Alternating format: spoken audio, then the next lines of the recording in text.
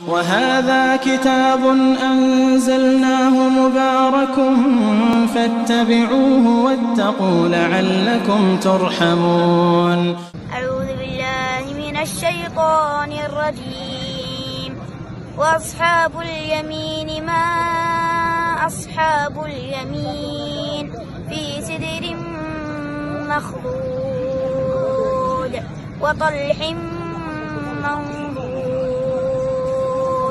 وظل ممدود وماء مسكوب وفاكهة كثيرة لا مقطوعة ولا ممنوعة وفرش مرفوعة.